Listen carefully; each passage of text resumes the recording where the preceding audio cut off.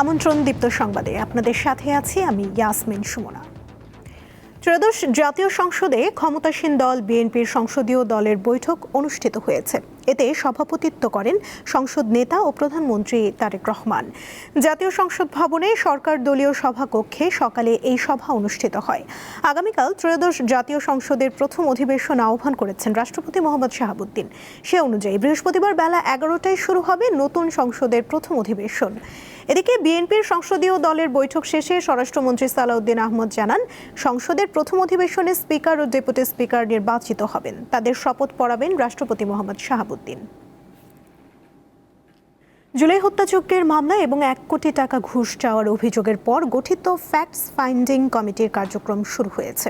বুধবার এই তথ্য জানান আন্তর্জাতিক অপরাধ ট্রাইব্যুনালের চিফ প্রসিকিউটর আমিনুল ইসলাম। এর আগে মঙ্গলবার আন্তর্জাতিক অপরাধ ট্রাইব্যুনালের সদ্য পদত্যাগ করা প্রসিকিউটর সাইমন রেজা তালুকদারের বিরুদ্ধে 1 কোটি টাকা ঘুষ চাওয়ার অভিযোগ তদন্তে 5 সদস্যের একটি কমিটি গঠন করা হয়।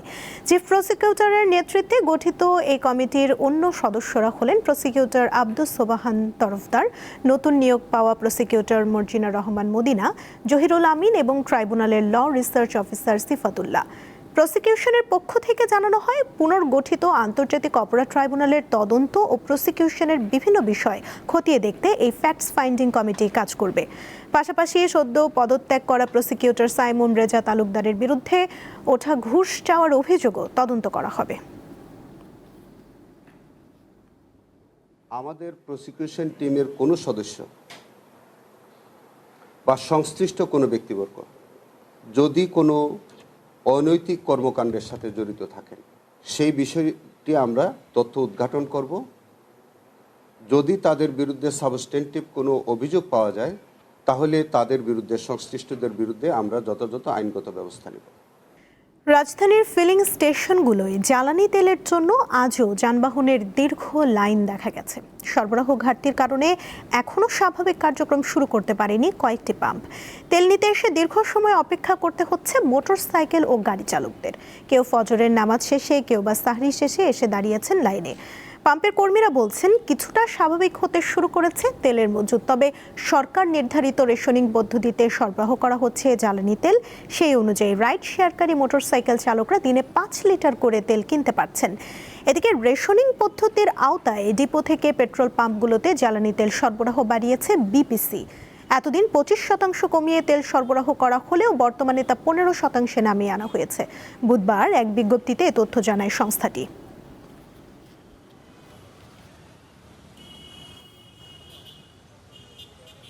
5 লিটার না করতে বলে 3 লিটার হইলেও একটা জনের জন্য 1000 টাকা ডেইলি ইনকাম করতে পারবে।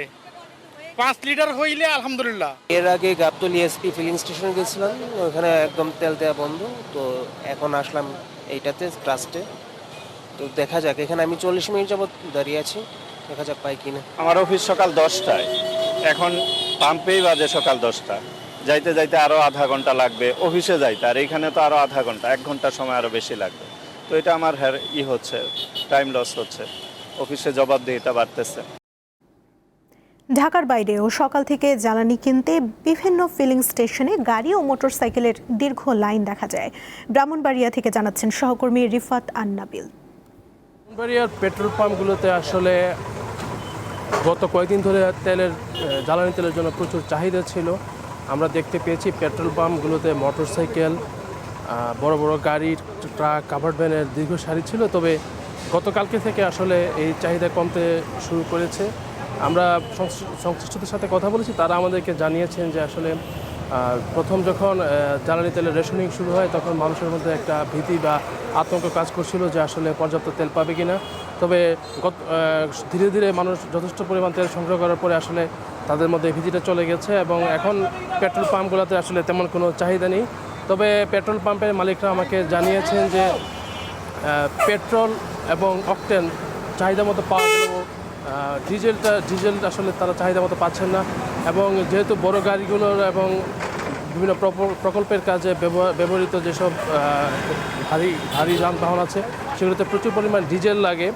সেই কারণে আসলে ডিজেলের একটা সংকট তৈরি হয়েছে বলে আমাকে স্থানীয় পেট্রোল পাম্পের মালিকরা জানিয়েছেন। তারা প্রয়োজনীয় পরিমাণে ডিজেল সরবরাহ করার জন্য দাবি জানিয়েছেন। আমি এখানে দেখতে পাচ্ছি যে আসলে বেশ কিছু বড় বড় ট্রাক এখানে দাঁড়িয়ে আছে।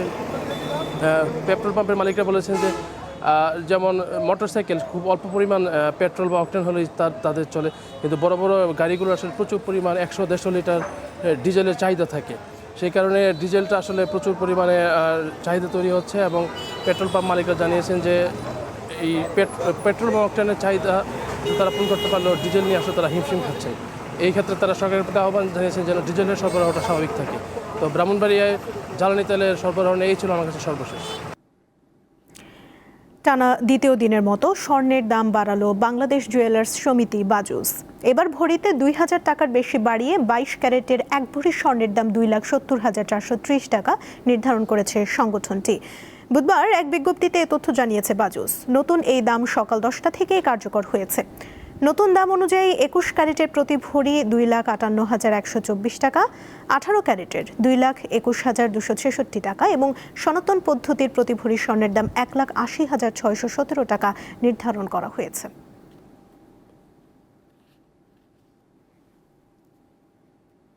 এবারে কেওয়াই স্টিল চট্টগ্রাম সংবাদ।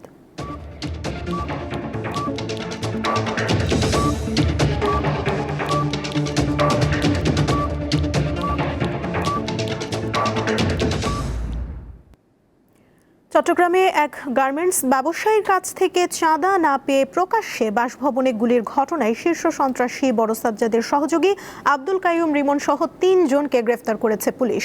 মঙ্গলবার আগ্রাবাদ সহ বিভিন্ন স্থানে অভিযান চালিয়ে গ্রেফতার করা হয় তাদের। এ সময় তাদের কাছ থেকে 3টি বিদেশি অস্ত্র জব্দ করে পুলিশ। প্রাথমিক জিজ্ঞাসাবাদে ব্যবসায়ীর বাড়িতে চাঁদার জন্য গুলি করার কথা স্বীকার করেন গ্রেফতারকৃতরা। মঙ্গলবার রাতে সংবাদ সম্মেলনে জানানো হয়, গ্রেফতারকৃত সন্ত্রাসীরা দীর্ঘদিন ধরে বিদেশে পালিয়ে থাকা বড় সাজ্জাদের নির্দেশে চাঁদা আদায়ে নেমেছে।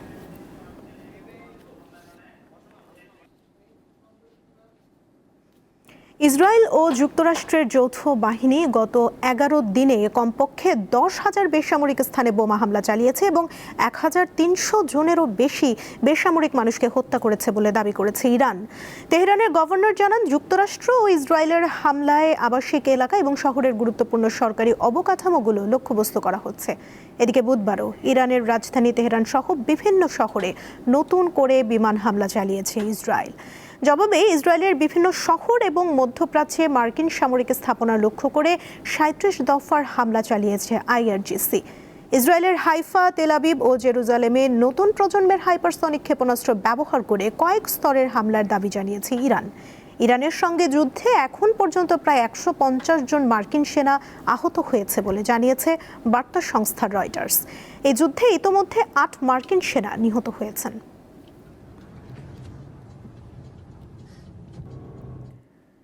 ইসরায়েলের সাথে জোট বেঁধে ইরানে সামরিক অভিযান চালিয়ে বিপাকে পড়েছেন যুক্তরাষ্ট্রের প্রেসিডেন্ট ডোনাল্ড ট্রাম্প। অভিযানের খরচ চালাতে গিয়ে টালমাটাল তার নিজের দেশের অর্থনৈতিক অবস্থা। গত 1 বছরে বাণিজ্য যুদ্ধ, অভিবাসন সংকট এবং নানাবিধ অর্থনৈতিক ধাক্কা সামলে ওঠা মার্কিন অর্থনীতি এই যুদ্ধের কারণে এখন এক চরম অগ্নি পরীক্ষার মুখে। বিশ্বজুড়ে 8টা যুদ্ধ থামানোর ক্রেডিট নিজেই নিয়েছেন, তাই নোবেল শান্তি পুরস্কার পাওয়ার যোগ্য নাকি তিনি। এমনকি নিজেকে প্রেসিডেন্ট অফ পিস বলেও দাবি করে থাকেন যুক্তরাষ্ট্রের প্রেসিডেন্ট ডোনাল্ড ট্রাম্প। তবে এবার ইসরায়েলের সঙ্গে জোট বেঁধে ইরানে সামরিক অভিযান চালাচ্ছেন তিনি। আর এই অভিযানের খরচে টালমাটাল তার নিজের দেশের অর্থনৈতিক অবস্থা।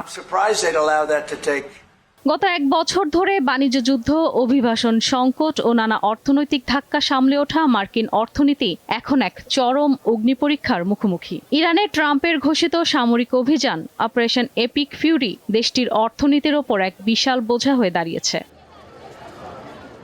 বিভিন্ন আন্তর্জাতিক গণমাধ্যমের প্রতিবেদন অনুযায়ী প্রতিদিন ইরান যুদ্ধে যুক্তরাষ্ট্রকে গড়ে গুনতে হচ্ছে 100 থেকে 200 কোটি ডলার। সম্প্রতি প্রকাশিত হয়েছে যুক্তরাষ্ট্রের চাকরির পরিসংখ্যান। শ্রম দপ্তরের তথ্য অনুযায়ী গত ফেব্রুয়ারিতে দেশটিতে চাকরি কমেছে 92,000, কমেছে ঘন্টা প্রতি গড় আয়ও। ফলে ফেব্রুয়ারিতেই বেকারত্বের হার পৌঁছেছে 4.4%। এমনকি সরকারি ক্ষেত্রেও কর্মসংস্থান হ্রাস অব্যাহত রয়েছে। আগে থেকেই যুক্তরাষ্ট্রে মুদ্রাস্ফীতি উচ্চ পর্যায়ে রয়েছে। সঙ্গে বিশ্বজুড়ে গ্যাস ও জ্বালানির দাম বাড়লে পরিবহন খরচ বাড়তে পারে, যা খোদ যুক্তরাষ্ট্রেও খাদ্যের দামের ওপর আরও চাপ সৃষ্টি করবে। মার্কিন অর্থনীতি বিশেষজ্ঞদের দাবি, গত বাজেটে স্বাভাবিকভাবেই যুদ্ধের এই বাড়তি অর্থের বরাদ্দ ছিল না, যে জন্য খুব দ্রুত পেন্টাগনকে অন্য খরচের হ্রাস টেনে তা দিয়ে যুদ্ধের খরচ বইতে হবে। এই যুদ্ধ ট্রাম্প প্রশাসনের উপর ব্যাপক চাপ তৈরি করেছে। সাম্প্রতিক এক জরিপে দেখা গেছে মাত্র 25% মার্কিন নাগরিক ইরানের ওপর এই হামলা সমর্থন করছেন। অর্থাৎ যুদ্ধ যত দীর্ঘায়িত হচ্ছে, সাধারণ মানুষের সমর্থন তত দ্রুত কমছে। ইশরাত সুমা, দীপ্ত বার্তাকক্ষ। ঋতু পরিবর্তনের প্রভাবে চুয়াডাঙ্গায় দেখা দিয়েছে মৌসুমী রোগের প্রকোপ। দিনে গরম আর রাতে ঠান্ডার কারণে জ্বর, সর্দি, কাশি, নিউমোনিয়া ও ডায়রিয়া সহ বিভিন্ন রোগে আক্রান্ত হয়ে প্রতিদিনই হাসপাতালে ভর্তি হচ্ছেন অনেকে, বেশিরভাগই শিশু ও বয়স্ক। চুয়াডাঙ্গায় আবহাওয়া পরিবর্তনের প্রভাব পড়েছে জনস্বাস্থ্যে। গত 2 সপ্তাহ ধরে দিনে তাপমাত্রা বাড়লেও রাতের দিকে এখনো শীত, ফলে বেড়েছে বিভিন্ন রোগের প্রাদুর্ভাব। হাসপাতালে বাড়ছে রোগীর চাপ। সন্ধ্যেবেলা জ্বর আসে, এসে ওই জ্বরে আমার কাঁপুনি হয়, থরথর করে কাঁপি। আমার 1 সপ্তাহ ধরে জ্বর আসছে, আমি ওষুধ খাচ্ছি, ছাড়ি যাচ্ছে, আবার আসছে, খাচ্ছি, ছাড়ি যাচ্ছে, আবার আসছে। ঠান্ডা, জ্বর, কাশি এই সমস্যা আমাদের পারিবারিকভাবেও দেখা দিয়েছে, পাশাপাশি প্রতিবেশী যারা আছে তাদেরও আমরা দেখছি যে একই রোগে আক্রান্ত হচ্ছে। গত 1 সপ্তাহে জেলা সদর হাসপাতালের বহির্বিভাগে প্রায় 5000 রোগী চিকিৎসা নিয়েছেন। 25 ফেব্রুয়ারি থেকে 9 মার্চ রাত 10টা পর্যন্ত 13 দিনে শিশু ও ডায়রিয়া ওয়ার্ডে ভর্তি হয়েছে 553 জন। এর মধ্যে শিশু ওয়ার্ডে ভর্তি হয়েছে 313 জন এবং ডায়রিয়া ওয়ার্ডে ভর্তি হয়েছে 340 জন। শিশু রোগী আমাদের প্রতিদিনই 300 ক্রস করে, কোনো দিন 350 ক্রস করে যায় আউটডোরে। আর ইনডোরে আমাদের 2টা শিশু ওয়ার্ড মিলে ভর্তি সংখ্যা 50-60 জন থাকতেছে এই প্রতিদিন। দিনের গরম ও রাতের ঠান্ডার তীব্র ব্যবধানের কারণেই এসব জটিলতা দেখা দিচ্ছে বলে মত বিশেষজ্ঞদের। এখন যেহেতু আবহাওয়া চেঞ্জ হচ্ছে, সেই হিসাবে আমাদের অনেক সতর্ক থাকতে হবে। বাচ্চা না ঘামে সেদিকে খেয়াল রাখতে হবে, একটু খোলামেলা পোশাক পরে রাখতে হবে, আবার ঘামে না যেন সেদিকেও খেয়াল রাখতে হবে। যেহেতু ডায়রিয়া খুব বেশি হচ্ছে এই সিজনে, কাজেই সেই ক্ষেত্রে সবসময় পরিষ্কার পরিচ্ছন্ন থাকতে হবে, ফ্রেশ খাওয়া দাওয়া দিতে হবে। 6 মাসের নিচের বাচ্চাদেরকে শুধুমাত্র মায়ের দুধই খাওয়াবেন। চিকিৎসকদের পরামর্শ, ঋতু পরিবর্তনের এ সময় শিশু ও বয়স্কদের সুস্থতায় দরকার বিশেষ যত্ন। ঠান্ডা এড়িয়ে চলার পাশাপাশি পরিষ্কার পরিচ্ছন্ন থাকা এবং উপসর্গ দেখা দিলে দ্রুত চিকিৎসকের শরণাপন্ন হওয়ার আহ্বান জানিয়েছেন তারা। সাইফুর রহমান শিশির, দীপ্ত বার্তাকক্ষ। সারা দেশের মতো লক্ষ্মীপুর ও কুড়িগ্রামে চলছে ঈদের জমজমাট কেনাকাটা। সকাল থেকে মধ্যরাত পর্যন্ত ব্যস্ত থাকছেন ক্রেতা ও দোকানিরা। দাম নিয়ে ক্রেতাদের রয়েছে মিশ্র প্রতিক্রিয়া। লক্ষ্মীপুরে জমে উঠেছে ঈদের বাজার। বিপণী বিতানগুলোতে সকাল থেকে গভীর রাত পর্যন্ত চলে বেচাকেনা। বিক্রেতারা জানান, দেশীয় পোশাকের পাশাপাশি এবার পাকিস্তানি পণ্যের চাহিদা অনেক বেশি। পাকিস্তানি লোন সহ কাজের মধ্যে ভ্যারাইটিস রকমের নতুন নতুন থ্রি-পিস এবার ঈদের সবচাইতে বেশি আকর্ষণীয়। দেশীয় তৈরি কাতান, জামদানি, সুতি ও পাকিস্তানি থ্রি-পিস সহ বিভিন্ন ধরনের শাড়ি ও থ্রি-পিস ক্রেতাদের আকর্ষণ বেশি। জর্জেট আছে, সুতি, ভালো গর্জিয়াস কাজ করাগুলো আছে। আমরা কাস্টমারের ক্রয় ক্ষমতার মধ্যে, সাধ্যের মধ্যে বিক্রি করি। মার্কেটগুলোতে অপরাধ কর্মকাণ্ড নিয়ন্ত্রণে সিসিটিভির আওতায় আনা হয়েছে বলে জানায় পুলিশ সুপার। এখন এই রোজা ঈদ কেন্দ্র করে বিভিন্ন ধরনের যে জুয়ার হাট বসে, মাদকের এবং হচ্ছে যদি অস্ত্র কিংবা অবৈধ কোনো কিছু যদি তথ্য থাকে, লোকজন আমাদেরকে যেন গোপন একটু তথ্য দেয়। আর পাশাপাশি আরেকটা জিনিস হচ্ছে, আমরা চাই হচ্ছে আমাদের থানা থেকে সবাই ফ্রিলি জনগণ সরাসরি হচ্ছে থানার সুবিধা পাক। কুড়িগ্রামেও জমে উঠেছে ঈদের কেনাকাটা। সকাল থেকে মধ্যরাত পর্যন্ত চলছে বেচা বিক্রি। পরিবার পরিজন নিয়ে ক্রেতারা এক দোকান থেকে যাচ্ছেন অন্য দোকানে। আপাতত অনেক হিউজ পরিমাণ কালেকশন আছে, পছন্দও হয়, কিন্তু দামটা হাতের নাগালের ঊর্ধ্বে চলে গেছে, যেটা সহনশীল না। ঈদের কেনাকাটা করতে আসছি, গতবারের চেয়ে এবার দাম একটু বেশি মনে হচ্ছে। তবে যেহেতু ঈদ বাচ্চাদের আশেপাশে প্রতিবেশীদের দিতে হবে, তার জন্য ঈদের কেনাকাটা নিজের জন্য এখনো কেনাকাটা করতে পারিনি। পোশাকের পাশাপাশি কসমেটিক্স ও জুতার দোকানেও চলছে জমজমাট বেচাকেনা। সামনের কয়েকদিন বেচাকেনা আরও বাড়বে বলে প্রত্যাশা ব্যবসায়ীদের। সঞ্জিদা স্নিগ্ধা, দীপ্ত বার্তাকক্ষ। আসন্ন ঈদ উল ফিতরকে সামনে রেখে নতুন পোশাক তৈরিতে ব্যস্ত নওগাঁর দর্জিরা। নতুন পোশাক যথাসময়ে ক্রেতার হাতে পৌঁছে দিতে দিন রাত কাজ করছেন তারা। ঈদকে সামনে রেখে সেলাই মেশিনের শব্দে মুখর নওগাঁর দর্জি দোকানগুলো। বাহারি নকশার কাপড় বানাতে সেখানে ভিড় করছে অনেকেই। গ্রাহকের রুচি আর পছন্দের সাথে তাল মিলিয়ে পোশাক তৈরিতে ব্যস্ত কারিগররা। নওগাঁয় অন্য বছরের তুলনায় এবার কাজের অর্ডার অনেক বেশি।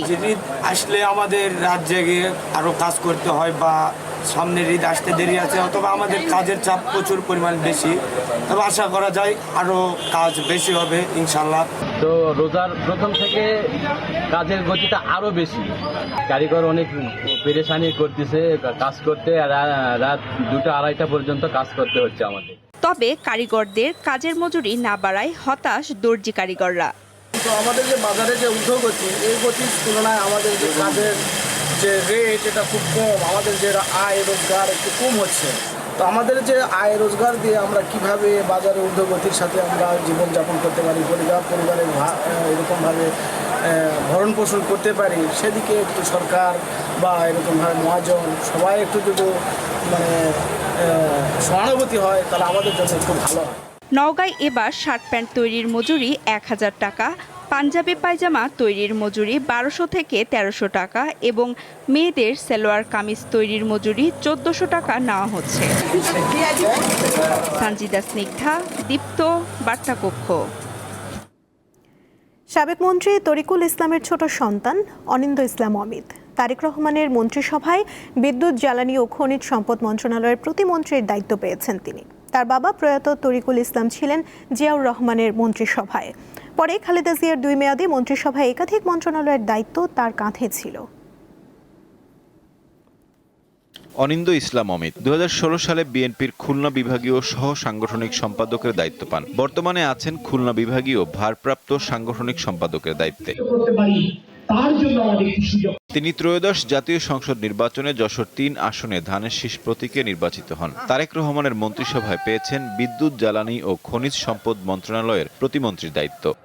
বর্তমান সরকার, আমাদের মাননীয় প্রধানমন্ত্রী আমাকে যে দায়িত্বটা অর্পণ করেছেন বিদ্যুৎ, জ্বালানি এবং খনিজ সম্পদ মন্ত্রণালয়, সেই দায়িত্ব যেন সর্বোচ্চ সততা এবং নিষ্ঠার সাথে বাংলাদেশের স্বার্থকে সবার উপরে রেখে যেন পালন করতে পারি, এই জন্য আমি সকলের কাছে দোয়া এবং আশীর্বাদ প্রার্থনা করছি।